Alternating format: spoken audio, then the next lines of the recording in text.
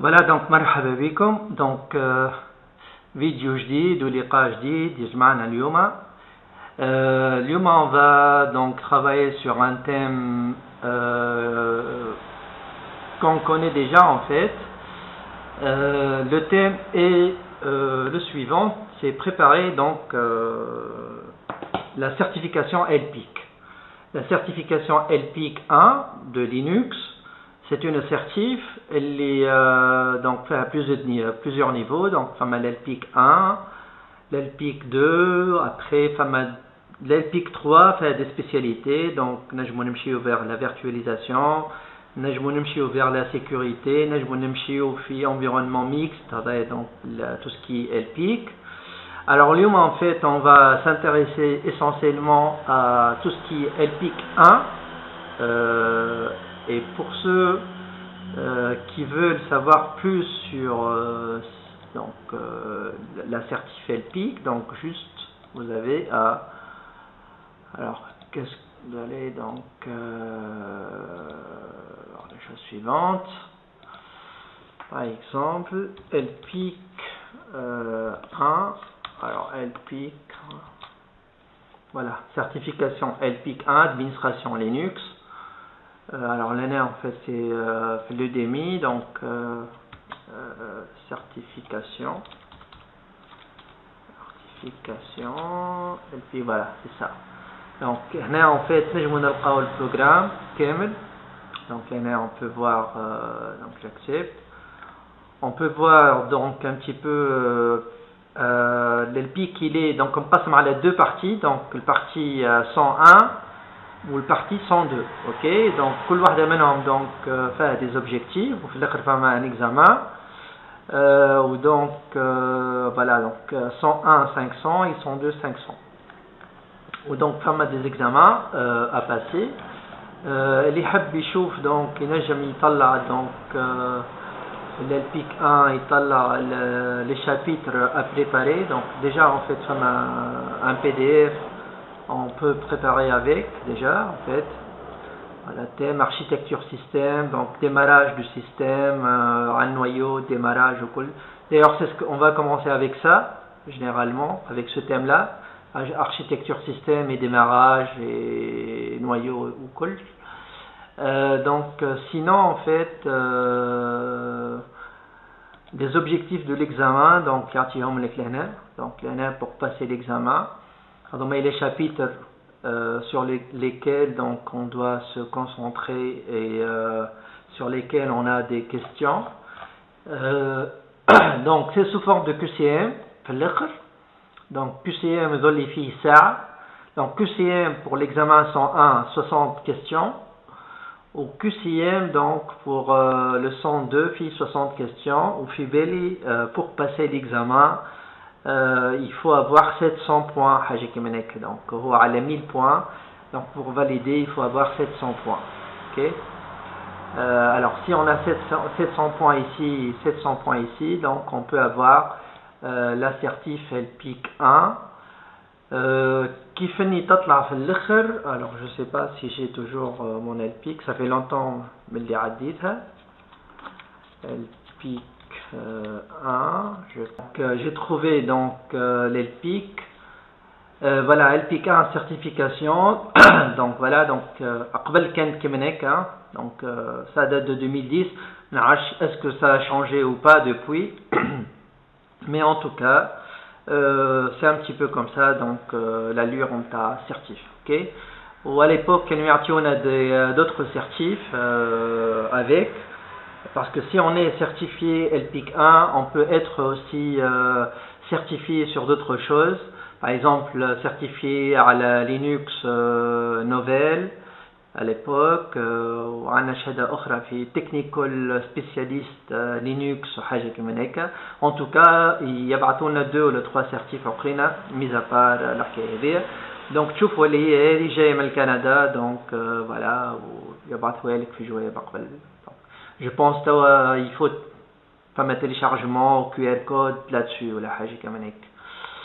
Voilà, donc c'est là en fait tout l'objectif de le cours interne. Alors, en fait, on va commencer par le commencement. On va commencer par les concepts de base sur Linux. Et pour commencer avec LPIC 101, on va commencer généralement par quelque chose que souvent les étudiants n'aiment pas. Le kernel Linux, le noyau Linux. Donc le fonctionnement par le noyau Linux. Ok? Donc, حطيتلكم شوية les concepts هنا en fait de base اللي مش نقراوهم donc في الpartie هذه. Donc introduction au kernel Linux, ok. Donc système de boot Linux, donc بالطبيعة en fait عندنا الجروب توا البوتلودر بتاعنا. donc راح نشوفوا شوية البيوس aussi.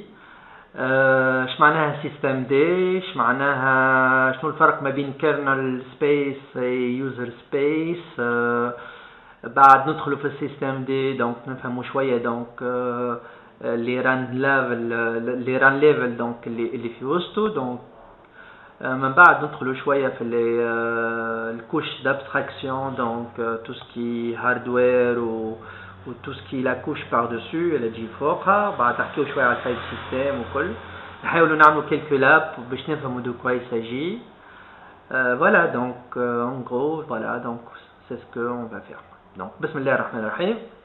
Alors dans cette section donc on va examiner les concepts de base d'un système d'exploitation. نحاول نتكلم un petit peu en français pour les on va dire pour la communauté francophone.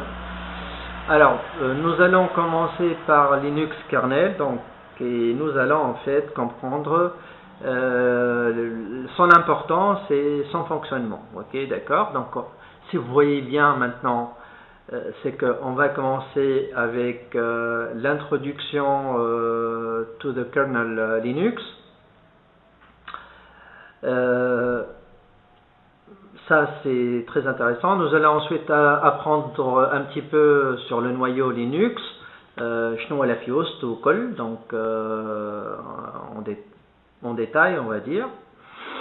Ensuite nous allons voir un petit peu comment Linux fonctionne avec les ressources matérielles disponibles pour le système. Ok.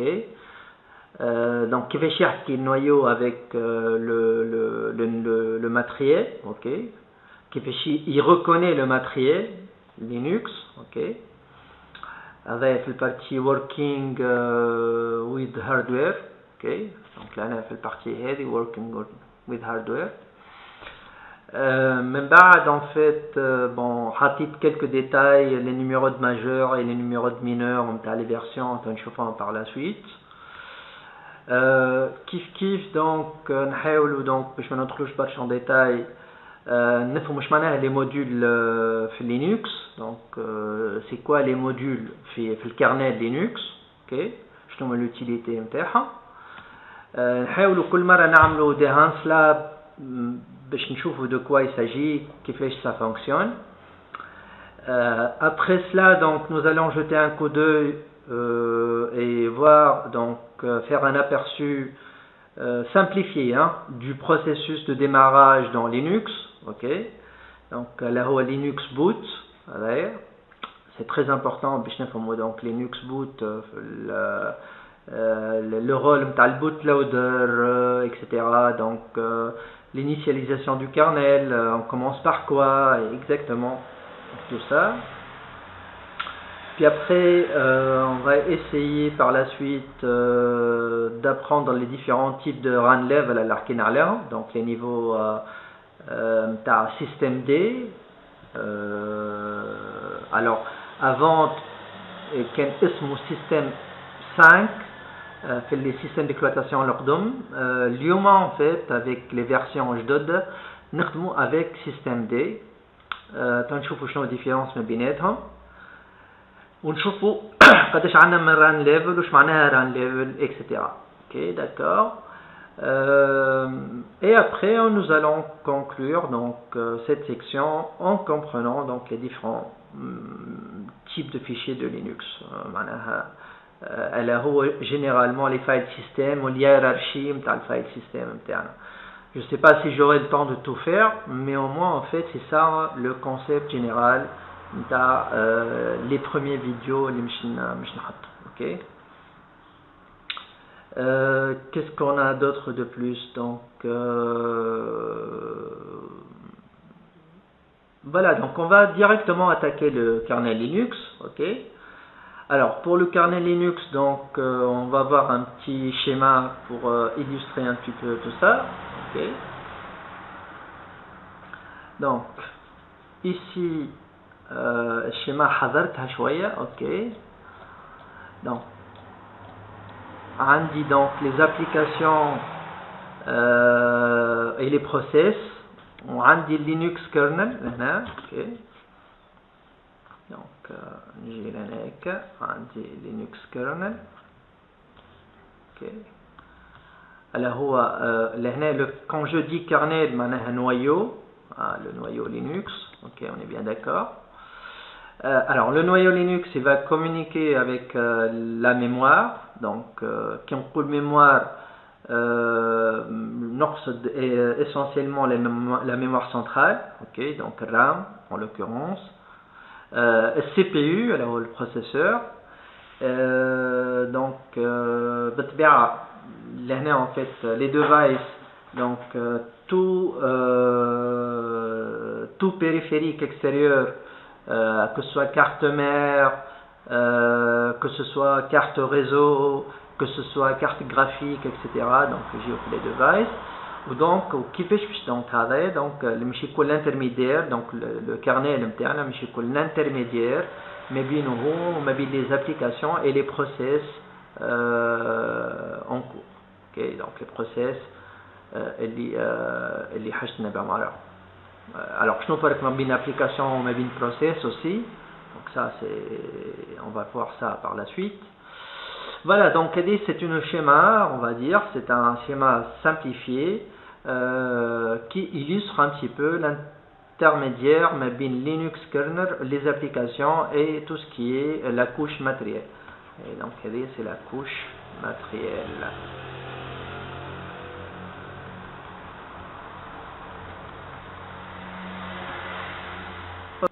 Ok, bon, on peut dire qu'il communique entre les deux, la partie donc mémoire CPU, la couche matérielle et la couche applicative, en gérant les ressources efficacement ou là aussi efficacement que possible. Ok. بعد شي نجم يكون عنا ينجم يكون عنا donc pour comprendre de façon simple le kernel, donc لازمنا en fait نعملوا une petite analogie pour voir en fait comment le kernel il discute avec la mémoire, le CPU et comment il discute et comment les applications demandent des ressources de la mémoire et du CPU. Ok.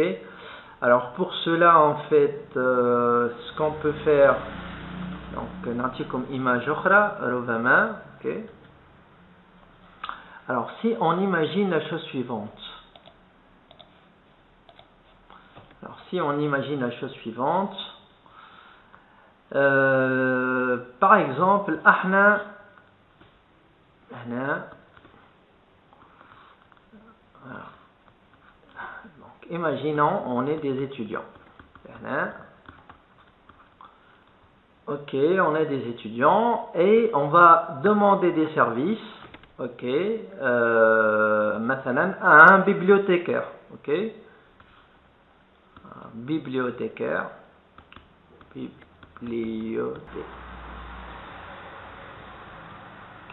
voilà, je pense que c'est comme ça, bibliothécaire. Alors, c'est-à-dire l'agent responsable de la bibliothèque. Hein? Donc, c'est l'agent responsable à la bibliothèque. Et imaginons, en tant qu'étudiant, on va demander des livres. Ok. On va demander Robama, donc je ne sais pas qu'est-ce qu'il peut nous fournir en fait,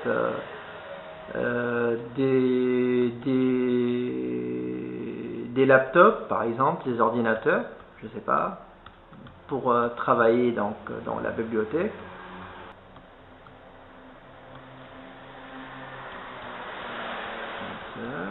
Ok. نزيدو حاجة أخرى ربما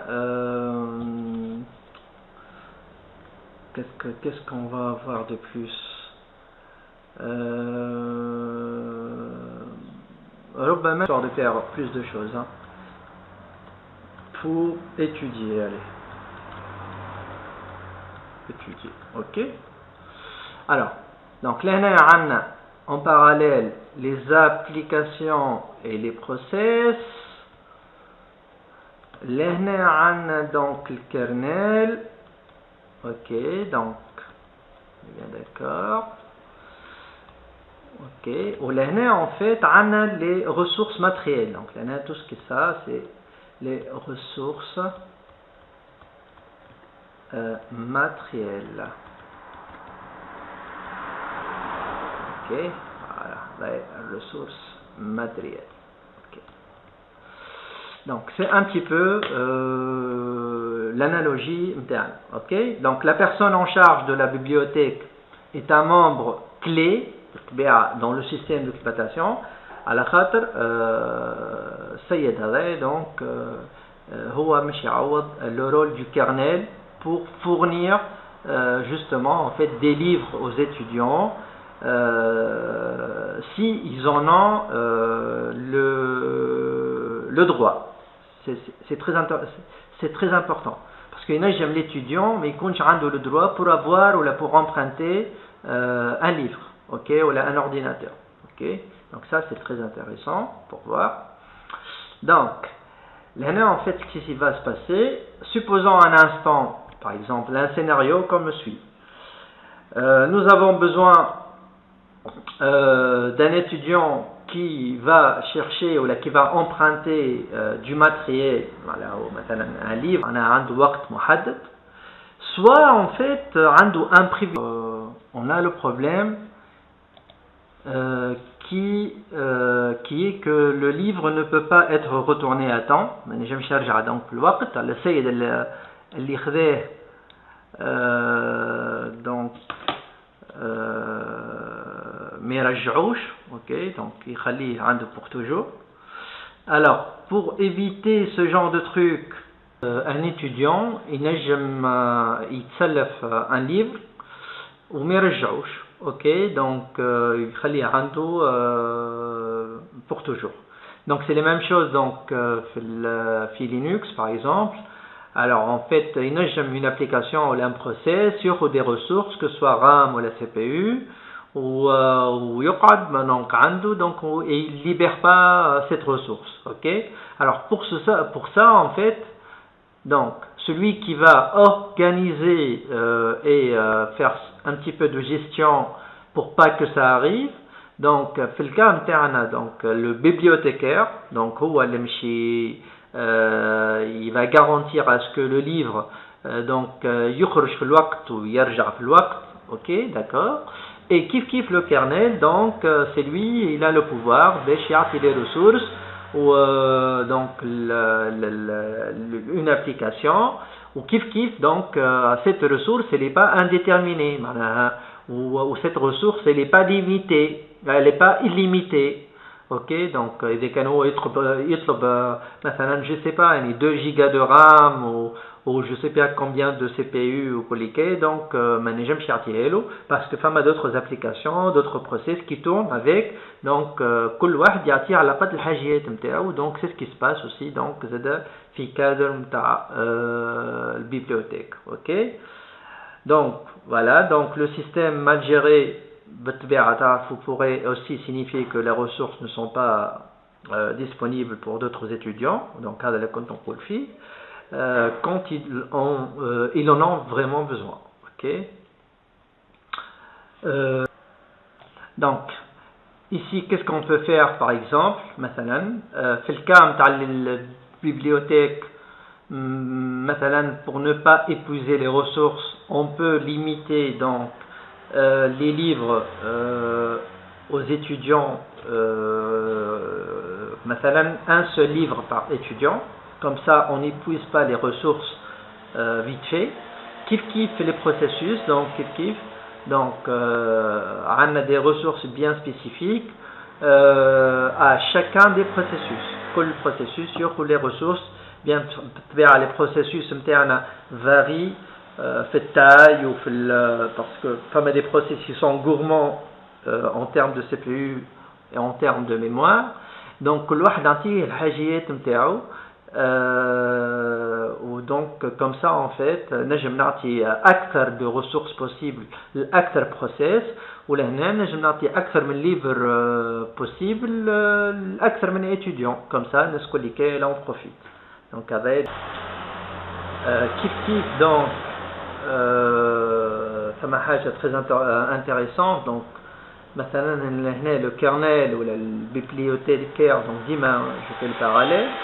Donc il envoie des notifications aux étudiants مثلا يقول لهم راهو la date limite pour faire retourner donc les livres c'est la date suivante. Kif le kernel il fait la même chose, il y a les notifications alors sous forme des alertes donc en fait des appels ou des alertes système pour dire que voilà donc le temps imparti pour le process il est fini. D'ailleurs en fait qui قرينا l'architecture قرينا très très bien وانه كل process باش ما نخليوش يقعد في البروسيسور donc على طول نعطيوه donc des règles à suivre مثلا des priorités مثلا وقت قرينا le SGF le plus court d'abord donc comme ça je fais passer les plus courts process d'abord donc قرينا FIFO avec priorité قرينا donc sans priorité. Donc هذا من كل كي donc علاش باش le process ما يستحوذش على الريسورس donc tout le temps. OK.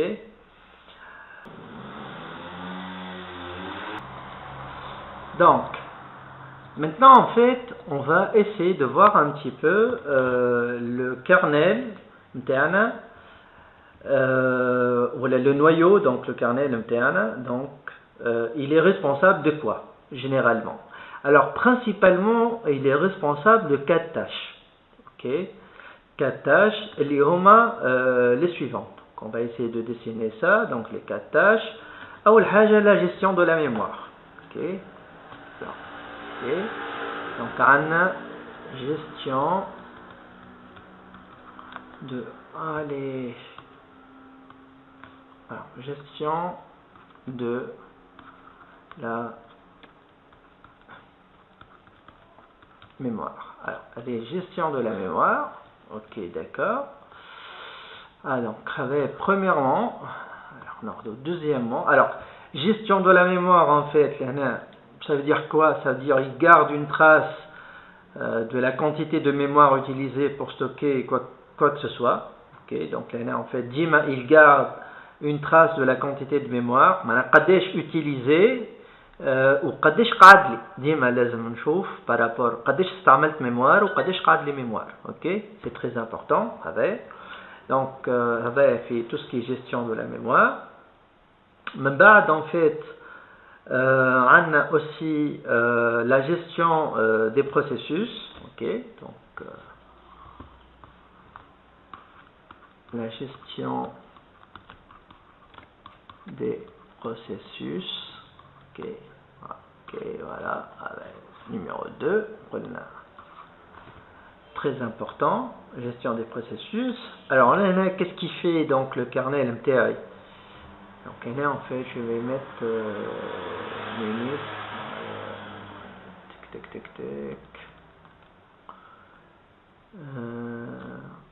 Ok, je vais mettre Linux kernel. Là où le noyau متاعنا. Donc احنا نحكيو au niveau du noyau. Alors, عنده 4 tâches. قلنا الأولى gestion de la mémoire. يعرف شعطا ويعرف شقعد. Ok, d'accord. Donc, gestion des processus. Ok. C'est en gros, c'est déterminer dans quel processus peuvent utiliser le CPU. Donc, et quand et pour combien de temps. Donc là qui m'en connaît donc là en fait on dit un process PS1, PS2, PS3, etc. Ok, d'accord.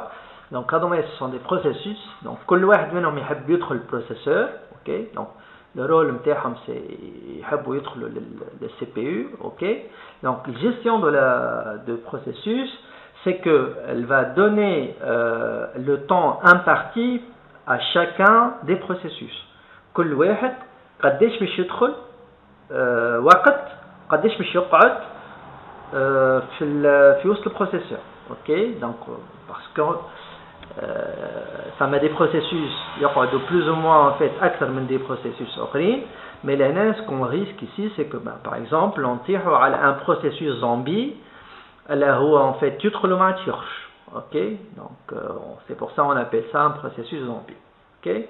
Donc c'est la gestion des processus ou est assurée par le kernel en question. Ok, d'accord.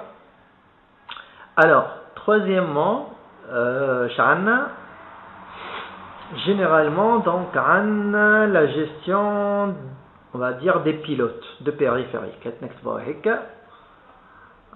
Donc la gestion, voilà, gestion des pilotes. Pilote les drivers نحكيو ولا نحنا. Voilà, de périphérique. Ok.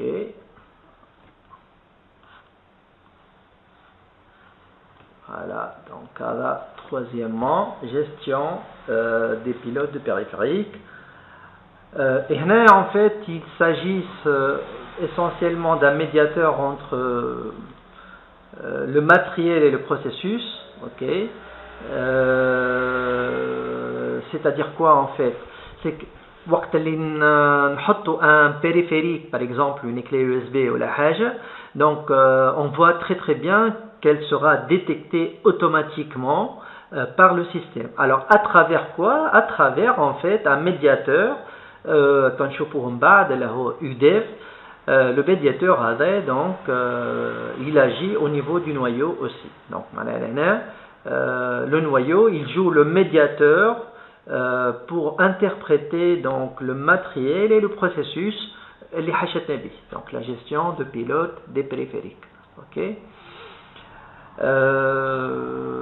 Voilà. Donc bon généralement كيما مثلا وقت اللي تحط انت اي périphérique كيما imprimante ولا حاجه donc لازمك تنستالي لها البيلوت نتاعها. Donc le pilote وقت اللي تنستاليه donc كيفاش باش يعرف donc le périphérique, donc c'est à travers le noyau. Le noyau يقرأ البيلوت, بعد ما يقرأ البيلوت يعرف اللي فما donc matériel جديد اللي هي imprimante, ou donc en ce moment-là donc on peut l'utiliser pour imprimer des documents. Okay. C'est un petit peu l'approche. Voilà, donc من بعد فما حاجة très importante en fait اللي ربما ما نوقفوش عليها برشا ولا برشا ناس ما تعرفهاش هما en fait comment on fait les appels système. Ok. Donc هنا on va voir هنا les syscalls en fait on va voir les appels système. Allez. Donc, là, en fait, les appels système. Voilà, les appels système. Ok. Plus sécurité, allez. Plus sécurité. Alors, c'est intéressant aussi. Ma femme appel système, Marie ma femme sécurité derrière. Donc, le quatrième truc. Donc là en fait les appels système celles donc ils reçoivent les demandes de service des processus, les besoins les processus ils seront automatiquement traités, traités, on va dire, pas traités, mais ils passent forcément par les appels système de sécurité. مثلا انت كيف تحب par exemple تحل un fichier وتكتب في وسطه، donc مش تعمل appel نتاع les appels système مثلا نتاع open, je pense, open quelque chose, open, alors je me rappelle plus, open quelque chose, on verra ça par la suite. Pour بعد elle évoque le kernel ou تطلب par exemple à écrire quelque chose dans le disque. Donc celui qui va écrire dans le disque, c'est le noyau, parce que c'est lui qui a accès directement le matériel, mais c'est suite à quoi? C'est suite à l'appel système اللي صار من البروسيس اللي يطلب باش نكتبه في وسط le disque. Ok, donc ça on fassera par la suite comment ça se passe. Ok, donc recevoir des demandes de système, de service des processus. Ok, voilà donc حاجة كمان هيك.